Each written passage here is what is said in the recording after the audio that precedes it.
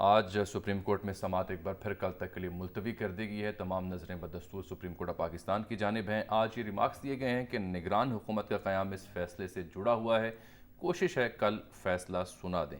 آج کی سماعت میں نیشنل سیکیورٹی کمیٹی کے منٹس اور خط کا بھی ذکر ہوا اور لیگی وکیل مخدوم علی خان کے دلائل بھی مکمل ہوئے، جس میں انہوں نے کہا کہ ڈپٹی اسپیکر کو تحریک عدم اعتماد مسترد کرنے کا اختیار حاصل نہیں ہے، لیکن عدالتی ریمارکس بڑے اہم تھے۔ آج یوں محسوس ہوا جیسے ایک نقطے پر بات پہنچ گئی ہے، اور نقطہ یہ تھا ریمارکس کی صورت میں کہ عدالت کا فوکس صرف ڈپٹی اسپیکر کی رولنگ پر ہے، لیکن ساتھ ساتھ ہم دیکھ رہے ہیں کہ اب نگران سیٹ اپ کا پروسیس بھی عمل میں آ چکا ہے۔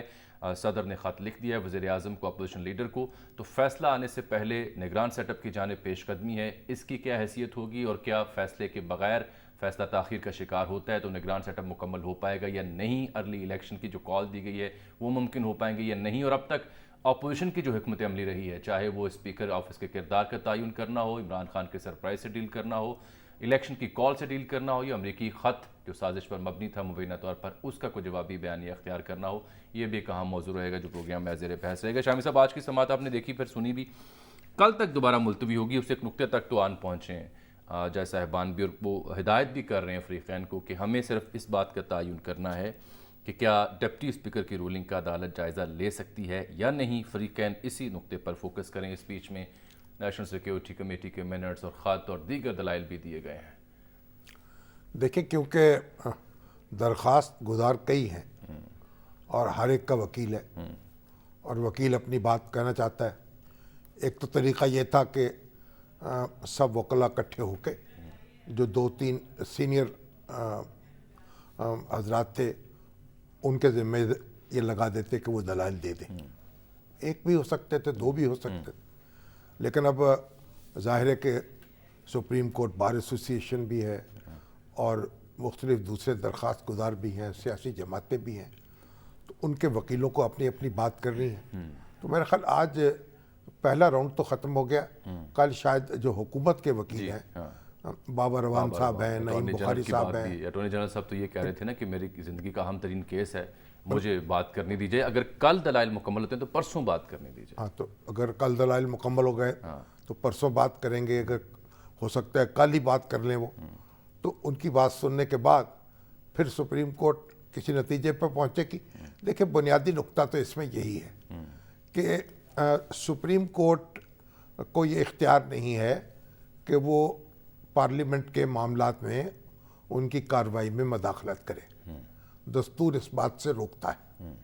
لیکن اس کے ساتھ ہی ساتھ یہ ہے کہ اگر اسپیکر یا ڈپٹی اسپیکر جو ہے وہ آئین کو وائلیٹ کر دے تو پھر کیا ہوگا؟ بالکل، یعنی یہاں یہ ہوا ہے کہ جب تحریک قرارداد، جو تحریک عدم اعتماد جو ہے وہ پیش ہو چکی تھی، اس پر ووٹنگ ہونی تھی، تو اسپیکر نے ایک اپنی رولنگ کے ذریعے سے اس قرارداد کو مسترد کر دیا، گویا آئین کا جو پروسیس ہے اس میں رکاوٹ ڈال دی۔ مخدوم علی خان یہ کہتے ہیں کہ ڈپٹی اسپیکر کو تحریک عدم اعتماد مسترد کرنے کا اختیار نہیں ہے، ٹھیک ہے نا؟ اور وہ کہتے ہیں کہ اسمبلی رولز آرٹیکل 95 سے بالاتر نہیں ہو سکتے۔ اب اگر آپ یہ اختیار دے دیتے ہیں اسپیکر کو، اور یہ اسپیکر کو، تو پھر ڈپٹی اسپیکر کو یا اسپیکر کو ایک ہی بات، تو اس کا مطلب یہ ہے کہ پھر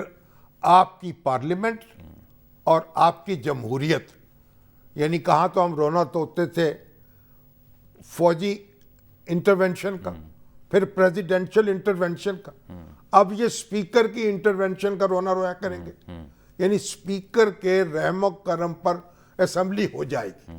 اب ہمارے دوست ہیں وہ لگے ہوئے ہیں کہ نہیں جناب، جو رولنگ دے دی ہے اسپیکر نے اس پہ ہم عدالت کچھ نہیں کر سکتی۔ کیوں نہیں کر سکتی بھائی؟ دیکھیے، جو 58(2)B ہے نا، جو صدر کے پاس صدر کا اختیار تھا کہ وہ قومی اسمبلی کو تحلیل کر سکتے ہیں، اس میں آخر میں یہ بات لکھا ہوا تھا واضح، اس حکم کو کسی عدالت میں چیلنج نہیں کیا جا سکتا۔ بالکل ٹھیک۔ اس کے باوجود عدالت نے ان احکامات کے خلاف فیصلے دیے اور سماعت کی، کیونکہ یہ ہوا کہ یہ حکم تو عدالت میں چیلنج نہیں کیا جا سکتا، لیکن عدالت یہ دیکھ سکتی ہے کہ یہ بدنیتی کی بنیاد پر تو یہ استعمال نہیں ہوا اس اختیار کا، یہ مینیفائڈی انٹینشن تو نہیں ہے، کوئی تعصب تو نہیں ہے، کوئی انات تو نہیں ہے.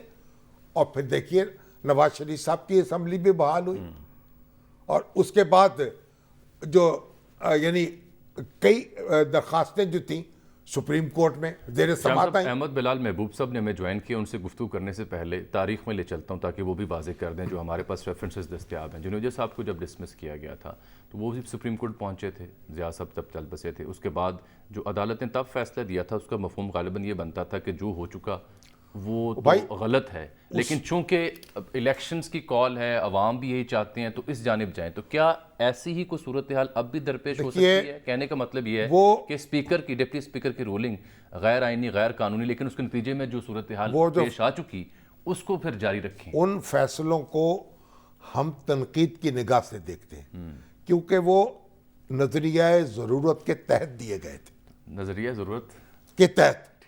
اب یہ جو جب یہ سپریم کورٹ میں یہ معاملہ زیر سماعت تھا، جسٹس افضل اللہ صاحب چیف جسٹس تھے، وسیم سجاد صاحب جو تھے وہ شاید اٹارنی جنرل تھے یا وزیر قانون تھے. اب ہوا یہ کہ اس وقت اسلم بیگ جو تھے وہ چیف آف آرمی سٹاف تھے، اور ایک ملک میں ایک ہنگامی صورتحال تھی. جنرل ضیاء الحق جو ہے ان کا طیارہ گر چکا تھا، بالکل ٹھیک، اور ایک نگران حکومت تھی، اور پھر ایک الیکشن کا اعلان ہو چکا تھا، اور وہ الیکشن پارٹی بیسس پہ نہیں ہوئے تھے جنوجہ والے، پارٹی بیسس پہ. تو اب اس پر یہ پیغام بھیجا گیا سپریم کورٹ کو کہ الیکشن کا عمل جو ہے، اس پر بھی بڑی بحث ہوئی ہے عدالت میں کہ الیکشن کے عمل کو جاری رکھا جائے.